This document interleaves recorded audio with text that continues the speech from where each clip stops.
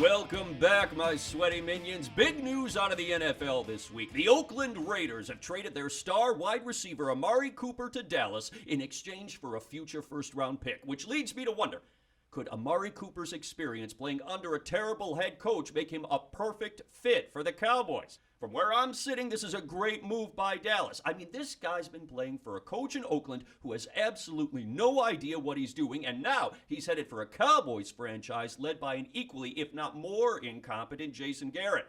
Frankly, I don't think you could ask for a better fit between a player and an utterly useless coach. You gotta give credit to the Dallas front office on this one. They saw the opportunity for Amari to join forces with another clueless dunce and jumped on it. And remember, it's not like John Gruden was the first overrated hack Cooper's played for. He spent the first 3 years of his career under Jack Del Rio, and even played college ball for perhaps the consensus worst NFL coach of all time in Nick Saban. That's the sort of disgraceful coaching pedigree you don't often see in a player who's never taken a snap for the Browns. Now, of course, the naysayers will argue the Cowboys should have used that first-round pick on a receiver like Oklahoma's Marquise Brown. But let's be honest. He's used to playing for an intelligent, successful coach. He'd need a lot of time to adapt to that kind of ineptitude. But Amari, he's going to be ready on day one to go out there and run a 6-yard curl route on 3rd and 15 when it counts.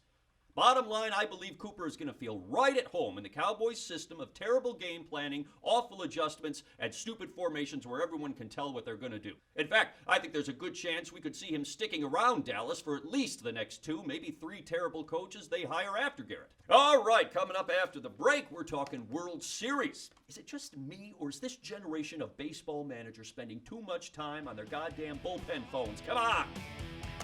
Live in the moment, people. It's time to slap the hardwood, my little sweat drops, because the NBA is back. The Indiana Pacers were one of the league's surprise stories last year, but now the pressure is on for them to take the next step.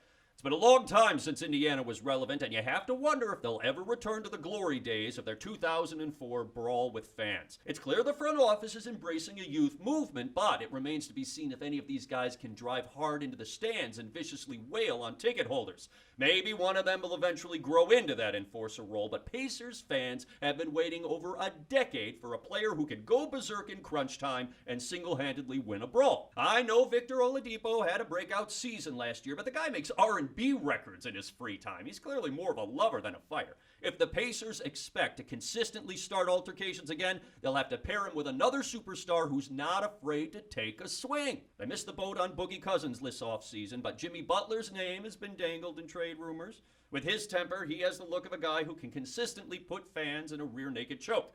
Either way, they're going to have to make some kind of a change if they ever hope to give fans another Malice at the Palace. That team was a rare collection of hotheads, the likes of which we may never see again.